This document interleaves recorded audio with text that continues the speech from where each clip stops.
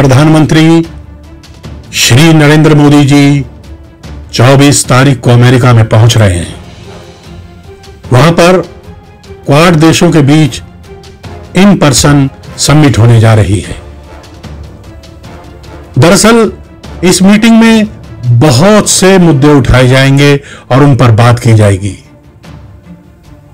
खासतौर पर जो नजर रहेगी वो अफगानिस्तान और पाकिस्तान के आगे के इलाज के बारे में रहेगी।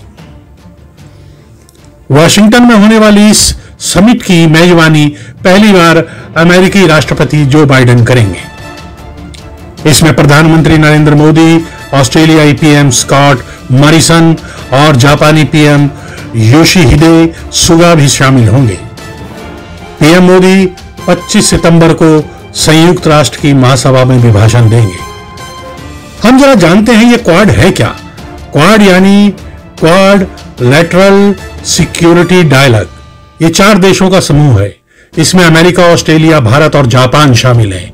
इन 4 देशों के बीच समुद्री सहयोग 2004 में आई सुनामी के बाद शुरू हुआ। क्वाड का आइडिया 2007 में जापानी प्रधानमंत्री शिंजो आबे ने दिया था। हालांकि चीन के दबाव में ऑस्ट्रेलिया ग्रुप से बाहर रहा। दिसंबर 2012 में शिंजो आबे ने फिर से एशिया के डेमोक्रेटिक सिक्योरिटी डायमंड का कॉन्सेप्ट रखा, जिसमें 4 को शामिल कर हिंद महासागर और पश्चिमी प्रशांत महासागर के देशों से लगे समुद्र में फ्री ट्रेड को बढ़ावा देना था। आखिरकार नवंबर 2017 में 4 देशों का क्वाड ग्रुप बना। इसका उद्देश्य इंडो पैसिफिक के समुद्री रास्तों पर किसी भी देश की, खासकर चीन के प्रभुत्व को खत्म करना है। आज ये सभी लोकतांत्रिक देश सुरक्षा, अर्थव्यवस्था और स्वास्थ्य के मुद्दों में एक व्यापक एजेंडे पर काम कर रहे हैं।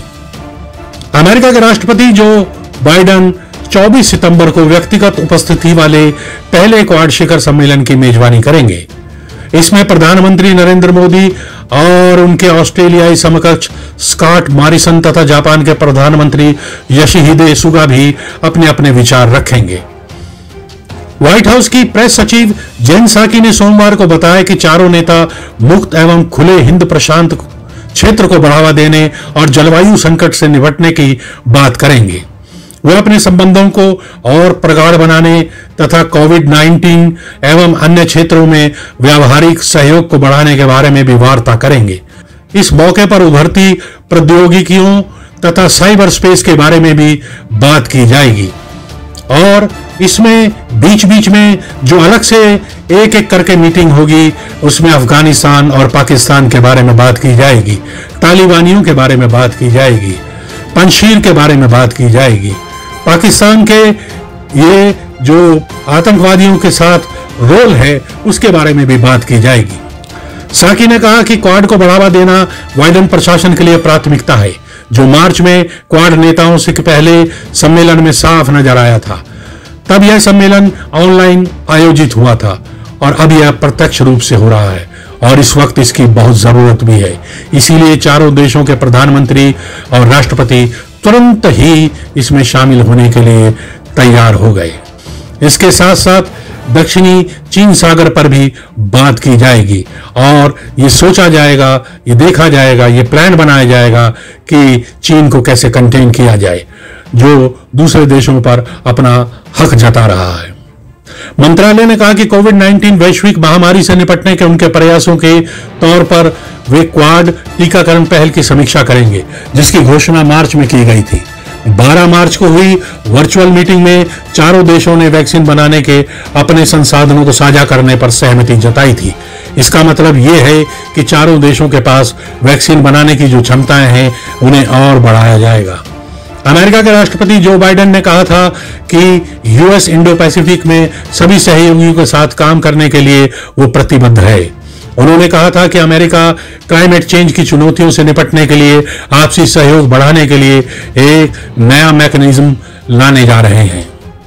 भारत के मंत्रालय ने बताया है कि 4 नेता महत्वपूर्ण एवं उभरती प्रौद्योगिकियों संपर्क और बुनियादी ढांचे, साइबर सुरक्षा, समुद्री सुरक्षा, मानवीय सहायता, आपदा राहत, जलवायु परिवर्तन और शिक्षा जैसे समकालीन वैश्विक मुद्दों पर भी विचारों का आदान प्रदान करेंगे।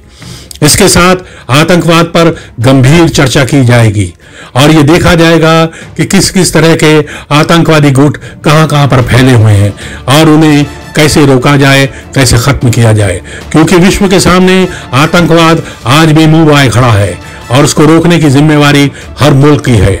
उधर G7 लगा हुआ है, इधर UNO लगा हुआ है, इधर क्वाड भी सामने आ गया है। कैनबरा में ऑस्ट्रेलिया के प्रधानमंत्री मॉरिसन ने भी कहा है कि आतंकवाद के मुद्दे पर भी जरूर चर्चा की जाएगी। उन्होंने ये भी कहा है कि इस महत्वपूर्ण समूह को फिर से संगठित करना हिंद प्रशांत कोविड-19 से निपटने के प्रति हमारी प्रतिबद्धता और हमारे क्षेत्र में शांति, समृद्धि और स्थिरता के लिए हमारे प्रयासों की पुष्टि करता है। दरअसल हर मुल्क किसी न किसी रूप में अपनी अपनी स्ट्रेटेजी के हिसाब से चाइना को दबोचना चाहता है। अमेरिका की पॉलिसी पूर्वी एशिया में चीन को काबू करने की है। इसी वजह से वह इस ग्रुप को इंडो पैसिफिक रीजन में प्रभुत्व फिर से हासिल करने के अवसर के तौर पर देखता है। यूएस ने तो अपनी नेशनल सिक्योरिटी स्ट्रेटेजी में रूस के साथ साथ चीन को भी स्ट्रेटेजिक राइवल कहा है। ऑस्ट्रेलिया को अपनी जमीन पर इंफ्रास्ट्रक्चर पॉलिटिक्स में चीन की बढ़ती रुचि और यूनिवर्सिटियों में बढ़ते उनके प्रभाव पर चिंता है।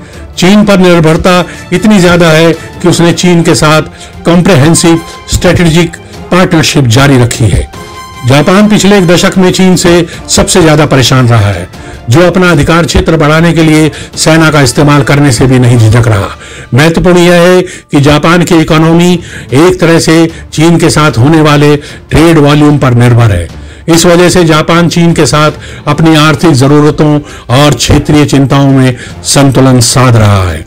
जिस तरह से चीन तालिबानियों का साथ दे रहा है, आतंकवाद का साथ दे रहा है, उसकी भी सबको चिंता है।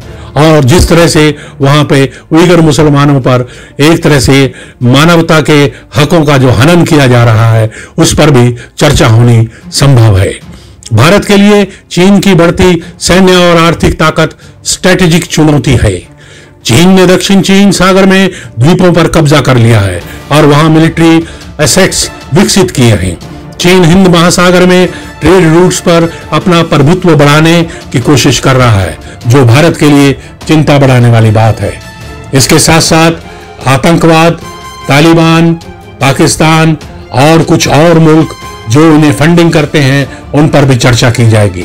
इस बार इनसे बहुत ही सख्ती से निपटने का कोई ना कोई प्लान किया जाएगा, जो बिहाइंड द कर्टन रहेगा, जिसको सामने नहीं रखा जाएगा।